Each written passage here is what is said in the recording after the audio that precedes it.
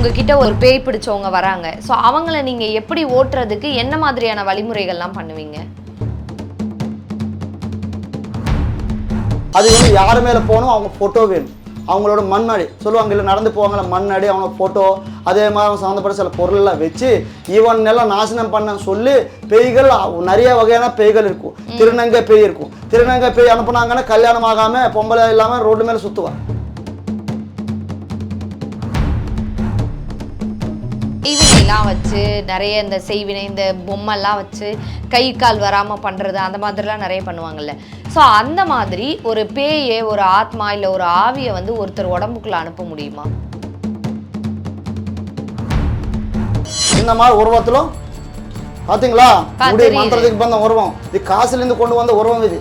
அதனால வந்து மந்திரத்துக்கு பந்தனம் பண்ணி அஷ்ட திக்பந்தனம் பண்ணி இந்த மாதிரி ஆணியெல்லாம் வச்சு இந்த உருவம் ரெடி பண்ணி திக்பந்தனம் பண்ணி குத்தி இது அஷ்ட திக்பந்தனம் தகுரும். OS பக்தி நேயர்களுக்கு வணக்கம். நான் உங்கள் அபிநயா. இன்னைக்கு நம்ம என்ன விஷயத்தை பற்றி பேச போகிறோம்னா, நம்ம கிட்ட எப்பயுமே ட்ரெண்டிங்கில் இருக்க ஒரு டாபிக் பற்றி தான் பேச போகிறோம், பேய்கள். ஸோ பேய்களை பற்றி யாருக்கிட்ட பேச போகிறோம் அப்படின்னு பார்த்தீங்கன்னா அகோரி சுவாமிகள் தான். அதுக்காக எங்கே வந்திருக்கோம் அப்படின்னு பார்த்தீங்கன்னா சென்னை மற்றும் பொள்ளாச்சியில் சிறந்து விளங்கக்கூடிய அகோரி காளி ஜோதிட நிலையமுக்கு தான் வந்திருக்கோம். வணக்கம் சாமி. ஓம் நம சிவாய தீர்காயுஷ்மான் நமோ நம ஸ்ரீமாத்ரே நமோ நம. ஓம் அகோரிக சக்தி மந்திரிக சக்தி ஓம் சிவோ சிவோ சிவோ நம. ஓம் நமச்சிவாய தீர்காயுஷ்மான் பவன். நல்லா இருக்கிறீங்களா தாயே? நல்லா இருக்கேன் சாமி. ஸோ இன்னைக்கு நம்ம பேச போகிற விஷயம் எதை பற்றி அப்படின்னா பேய்கள் அப்படின்றத பற்றி தான். ஸோ பேய்கள் அப்படின்றது எப்படி உருவாகுது சாமி? பேய்கள் வந்து கேட்குறது ரொம்ப நல்ல விஷயம். பேய்கள் வந்து பார்த்திங்கன்னா நிறையா வகையான பேய்கள் இருக்கும். பேய் வந்து மனிதர்களோட எண்ணத்தில் எப்படியெல்லாம் சுற்றும், அதே மாதிரி எப்படியெல்லாம் அவங்கள வாழ்க்கையினெல்லாம் நாசனம் படுத்துரும். சில பேய்கள்னால எவ்வளோ எல்லாம் நஷ்டமெல்லாம் எடுப்பாங்க, எவ்வளோ சிந்தனைகள்லாம் வருமோ கண்டிப்பாக நான் உங்களுக்கு சொல்ல போகிறேன். கண்டிப்பாக பேய்களாங்கிறது எப்படி, அதுக்காக தான் இப்போ வந்தேன். நானும் ஒன்றும் கவலைப்படுவேன். நம்ம சிவனே நமக்கு சொல்லுவார் ஐயனே. அந்த சிவனே பார்த்தீங்கன்னா சுடிக்காட்டில் தான் இருப்பார் அதிகமாக. சில நேரத்தில் கோயிலில் தியானத்தில் இருப்பார். அதே மாதிரி காசியில் பார்த்தீங்கன்னா நீ கேள்விப்பட்டிருப்பீங்க இல்லையா, என்னது ஹரிச்சந்திர காட். ஹரிச்சந்திர காட்டுங்க ஆத்மாங்கிறது எப்படின்னா நம்ம மொபைல், இது ஃபோன் பார்த்தீங்கன்னால ஃபோனில் சிம் எப்படி வேணால் எந்த சிம் வேணால் போட்டுக்கலாம். உங்கள் சிம்மு கூட நம்ம இதில் போட்டுக்கலாம். நான் உங்களுக்கு விற்றுட்டேன்னு நினச்சிக்கோங்க. உங்களுக்கு விற்றுருக்கிற நீங்கள் வந்து நம்ம மொபைல் வந்து வாங்கியிருக்கிறீங்க. அப்புறம் வந்து பார்த்தீங்கன்னா நம்ம உங்கள் சிம்மு போடலாமான்னா போடலாம். போட்டால் யார் மொபைல் ஆகும்? என்னோட மொபைல் ஆகிடும். நம்ம உடம்பு கூட அப்படியே தான். நம்ம உடம்புகள் வந்து துக்கங்கள், அதே மாதிரி காமங்கள், மோகங்கள் எல்லாத்துக்குமே வந்து ஆஹ்வானம் பண்ணிக்க முடியும், வசியம் பண்ணிக்க முடியும். வசியம்னு என்னன்னா கோபம் வருவதில் எந்த மாதிரி கோபம் வருமோ, சில பேர் கோபமாக இருப்பாங்க, கோபமாக யாராவது அடிப்பாங்க, யாராவது திட்டுவாங்க, என்ன பண்ணுவாங்க கூட தெரியாது. யாராவது சில பேர் பார்த்தீங்கன்னா பொம்பளை பொறுக்கையாக சுற்றுவாங்க, சில பேர் பார்த்தீங்கன்னா குடிக்காரராக சுற்றுவாங்க. இது எல்லாம் எதனால நடக்கும் தெரியுமா? சில பேய்கள் மூலம் தான் நடக்கும். சில பேருக்கு சில பேர் அவங்க கேரக்டர் சரியில்லாமல் போகலாம். சில பேருக்கு வீட்டில் நடக்கிற பிரச்சனைகள் வந்து கண்டிப்பாக பேய்கள் மூலமாக இருக்கலாம். பேய்ங்கிறது ஒரு ஆத்மா வந்து இப்போது கனகம்பேட்டை சித்தரை பார்த்துருப்பீங்க. இப்போ நம்மளோட சித்தர் மூலம்தான் இருக்கும். இப்போ நான் பேசுகிறதெல்லாம் நம்ம சிவன் கேட்பார். நம்ம குரு அவர்கள் வந்து அகோரி தாத்தா காசியிலோ இமயமலை அந்த மாதிரி பெரிய பெரிய மலையிலோ இருப்பாங்க. அந்த மாதிரி மலையில் இருக்கிறவங்க எல்லாமே நான் பேசுகிறதெல்லாம் கேட்பாங்க. ஏன்னா இந்த மாதிரி போட்டிருக்கிற அது என்ன பறக்காய பிரவேசம்னு சொல்லுவாங்க. நம்ம ஆத்மா வந்து நம்ம உடம்புங்கிறது, நம்ம உடம்புல இருக்கிற ஆத்மாங்கிறது இன்னொரு உடம்பு கூட பிரவேசமாகி பயணம் பண்ணும். பயணம்னு சொல்லுவாங்கள்ல, பயணம் பண்ணும். அதே மாதிரி இந்த பேய்கள் வந்து எப்படி உருவாகும்னா, தற்போது பேய்கள் வந்து உருவாகிறது எல்லாருக்குமே சொல்ல போகிறேன். எல்லாருமே இறந்து போயிடுவாங்க. பொதுவாக தெரியுமில்ல, எல்லாருமே இறந்து போயிடுவாங்க. நானும் சாகலாம், எல்லாருமே சாவோம். இந்த ஆத்மக்கு வந்து சாவு கிடையாது. மகாபாரதம் தெரியுமாம்மா? மகாபாரதத்துல ஸ்ரீகிருஷ்ணன் என்ன சொன்னாரு?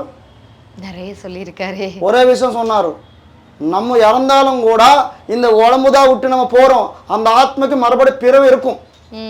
புரியுதா? அந்த ஆத்ம பிறவி இருக்கும், சாந்தி அடைஞ்சு மறுபடியும் ஆளாதான் வருவேன்னு சொல்லி ஸ்ரீகிருஷ்ணன் சொல்லியிருக்கிறாங்க. இப்போ இத்தனை மக்கள்கள் பல கோடியா இருக்கிறாங்கன்னா, நான் போன ஜென்மத்தை யாரும் எனக்கு தெரியும், நீங்க போன ஜென்மத்தை யாரும் உங்களுக்கு தெரியுமா? தெரியாது. அது நான் சொல்றேன் அப்புறம். சரியா? நீ யாரும் நான் அப்புறம் சொல்றேன். இப்போ நீ பேய்களை பத்தி கேட்கறல்ல, அதுக்காக வந்து நான் இப்போ பேய்களை பத்தி சொல்றேன். சில பேர் இறந்து போவாங்க. இறந்து போனதுக்கு அப்புறம் ஆத்மா வந்து சாந்தி அடையாம இருக்கும். அதுக்கு வேண்டி பொறி வைப்பாங்க, சாப்பாடு இதெல்லாம் சமாதி கிட்ட சொல்லுவாங்கல்ல, ஜீவ சமாதி மாதிரி சமாதி சொல்லுவாங்கல்ல, இறந்து போனவங்களும் சுடுகாடு போய் சமாதியில புதைச்சி வச்சிருவாங்க. புதைச்சி வச்சுக்க அப்புறம் அதுக்கு ஆத்மா வந்து அது வந்து பார்க்கும். இறந்துக்கு அப்புறம் எல்லாருக்கும் புதுசாக தான் இருக்கும். அங்கே ஐயோ நான் இறந்துட்டேன்னு வந்து ஒரு அழகையா அழுந்துக்கிட்டே இருக்கும் அந்த ஆத்மா. ஐயோ எனக்கு நான் நடக்க வேண்டிய விஷயம் ஆகலையே, பையனுக்கு கல்யாணம் பண்ணலையே, நான் சாப்பிடலையே, இந்த மாதிரி என்னோட பொண்டாட்டி இந்த மாதிரி ஆயிடுச்சு, இந்த எல்லாமே நிறைய பேர் கஷ்டங்கள் படுவாங்கன்னு நிறைய வேதனை கேட்டுகள் வந்து பட்டுக்கிட்டு பெய்யா சுற்றும் ஒரு 15 நாள். அதுக்குள்ள நம்ம என்ன பண்ணுவோம், பெரிய காரம் சின்ன காரியம் சொல்லுவாங்கல்ல, அதெல்லாம் பண்ணி சாந்த இது அடைய வச்சு காசி சொன்னல ஏற்கனவே ஹரிச்சந்திர காட்டு.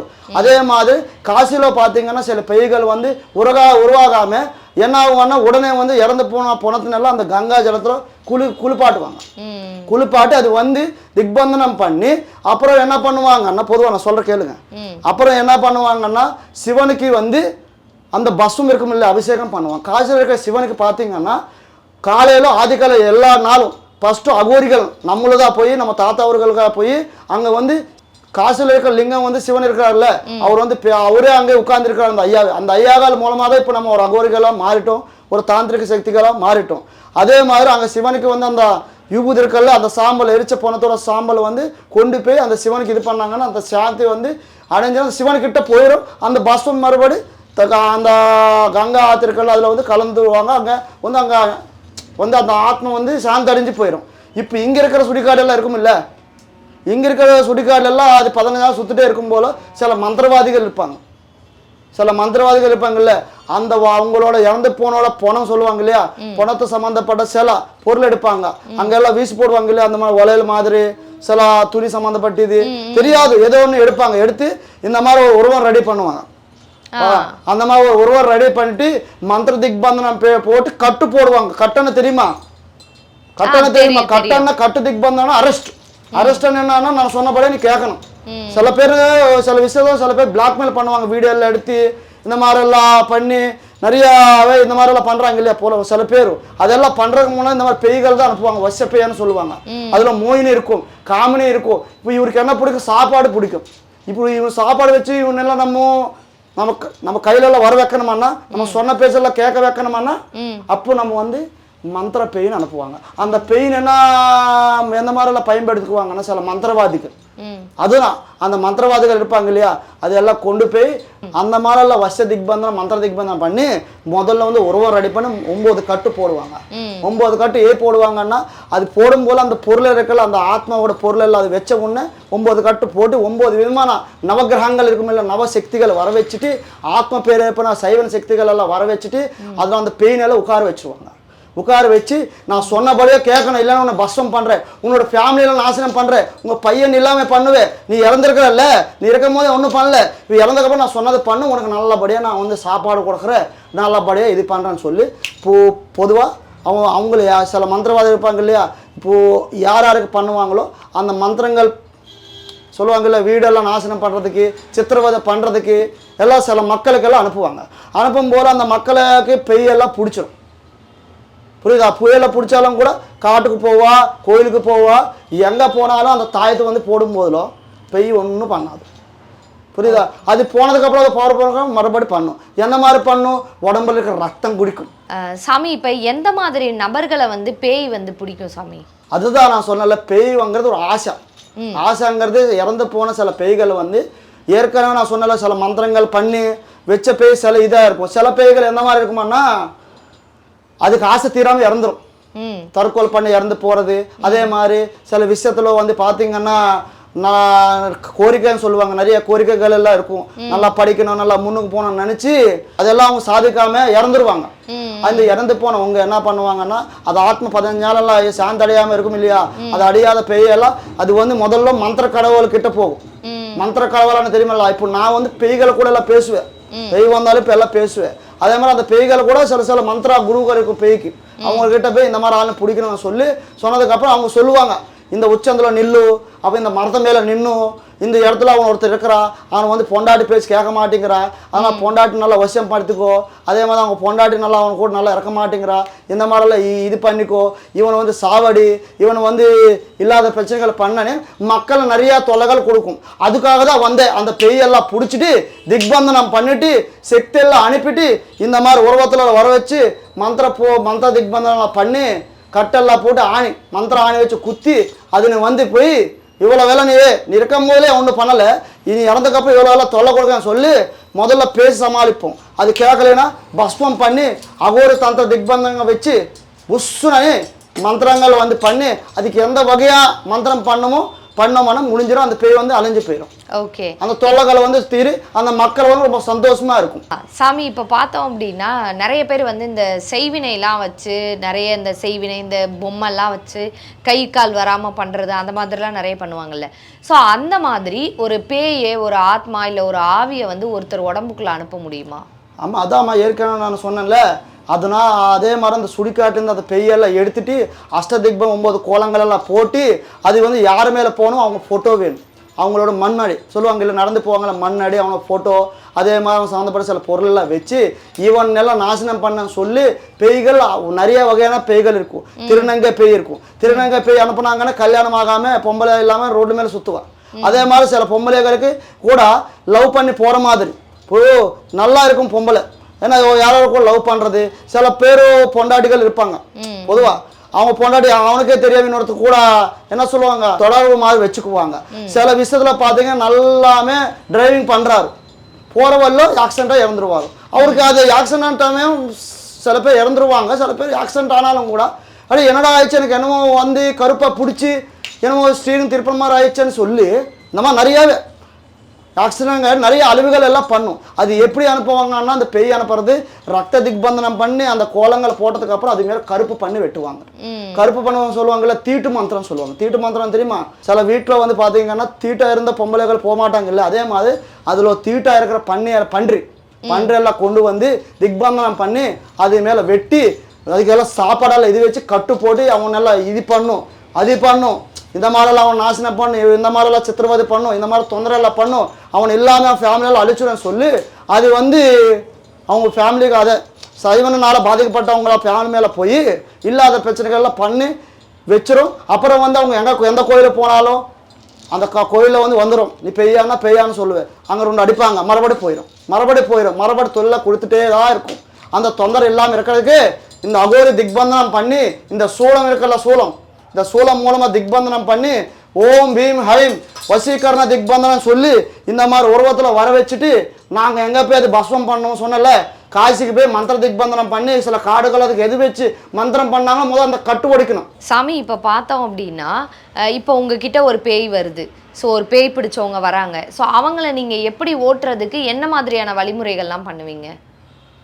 உண்மையாக சொல்கிறேங்க, இப்போது பேய்கள் வந்து பார்த்தீங்கன்னா பேய் பிடிச்சவங்க பாதிக்கப்பட்டவங்க நம்ம கிட்ட வருவாங்க, அது வராமல் கூட அவங்க பண்ண பார்க்கும். பொதுவாக ஜோசியர்கள் சொல்லுவாங்க சில ஆளுகள் அவங்க கிட்ட போனாங்கன்னா என்னாகும் அவங்கள பார்த்தே ஓடும், இந்த மாதிரி இமேஜ் படம் பார்த்து தண்ணிகளை பார்த்தே ஓடும். நம்ம கிட்ட வர பேயில் அப்படி போகாது, ஏன்னா அவங்க வரதுக்கு முன்னாலேயே ஏன்னா அவங்க பெய்யினால் பாதிக்கப்பட்டவங்க எல்லாமே முதல்ல அவங்க சரியாக தான் வருவாங்க, அதனால நிறையாவே சேதங்கள் ஆயிருக்கும் அவங்க ஃபேமிலிக்கெல்லாம். அதனால தீர்க்க வர்றதுனால முதல்ல நான் என்ன பண்ணுவேன்னா அவங்க வீட்டுக்கு மந்திர திக்பந்தனம் பண்ணி இந்த உறவம் எல்லாம் அனுப்புவேன், மந்திர ஆணி அடிச்சு அனுப்பினதுக்கப்புறம் டைரெக்டாக அவனை அப்போ பெய்ய பிடிச்சதா இருக்கும், அது டைரெக்டாக நம்ம கிட்ட கொண்டு வந்தோம்னா இங்கே கொண்டு வராது, நம்ம ஆசிரமம் இருக்க காடு.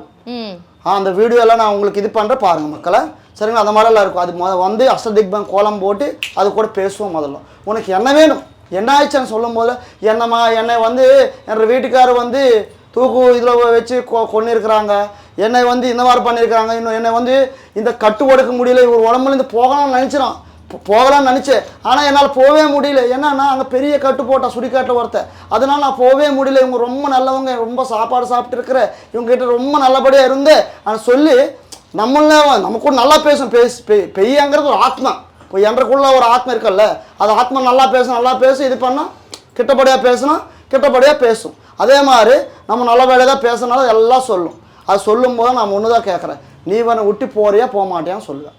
போவேன்னு சொன்னதுக்கு டைரெக்டாக மந்திர திக்பந்தனம் பண்ணி இந்த மாதிரி உருவத்தில் பாத்தீங்களா மந்திர திக்பந்தம் உருவம் இது காசுல இருந்து கொண்டு வந்த உருவம் இது.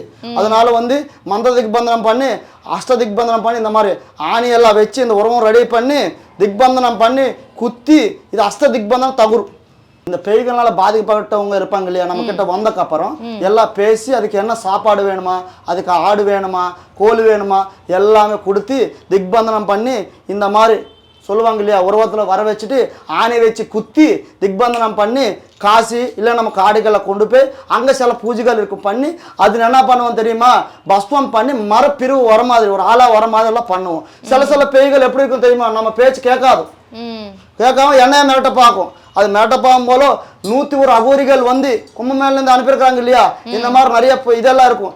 திக்பந்தனம் பண்ணி அடிச்சோம்னா உடனே வந்து அதில் உட்காரும், அதன் அடி அடிச்சிருவோம். அந்த பேய் எல்லாம் மந்திரத்து மூலமா நம்ம அடிப்போம்னு சும்மா அடிக்க மாட்டோம், மந்திரம் சொன்னாலே போதும். அஷ்ட திக்பந்தனா பேய் திக்பந்தனா ஓம் தி சர்வகாலி சகல ஐஸ்வர்ய சொன்ன மாதிரி சில மந்திரங்கள் இருக்கும். அடி திக்பந்தனா, மந்திர திக்பந்தனா, சைவன திக்பந்தனா, கட்டு திக்பந்தனா, நம்ம காலிகள் இருக்கும். ஒரு பவர் மீறி இன்னொரு பவர் இருக்கும் இல்லையா, அதே மாதிரி நம்ம காலி மூலமா மந்திர திக்பந்தனம் பண்ணி இது பண்ணுவோம். உடனே வந்து அதுல வந்து உட்காரணும். அந்த பேய் உட்கார்ந்த உடனே அது என்ன பண்ணும், நீ எல்லாம் இனிமேல் வரக்கூடாதுன்னு சொல்லி மரப்பிரிவு இல்லாத அளவு அந்த பெயின்னு பஸ்பம் பண்ணி திக்பந்தனம் பண்ணி ஆத்துக்குள்ள கழுப்பும். ஏன்னா நீ மக்களுக்கு நீ பெய்யா இருக்கிற, ஆனா நீ பெய்யா இருக்கும் போதெல்லாம் நீ மக்களே எவ்வளவு தொல்லை கொடுக்குற, அதனால நான் காப்பாற்ற வந்திருக்கிற, அங்கிருந்து வந்து இந்த பெயினால எடுத்துட்டு போய் பஸ்பம் பண்ணுவேன்னு சொல்லி திக்பந்தனம் பண்ணி எல்லாம் அந்த பேனெல்லாம் அழிச்சிருவேன். அந்த மாதிரி அதுக்கு நிறைய வழிகள் இருக்கும். பூஜைகள் வந்து ஒரு இதுக்கு ஒரு பூஜை எல்லாத்துக்கும் ஒரே மந்திரம் இருக்காது, சொல்ல முடியாது.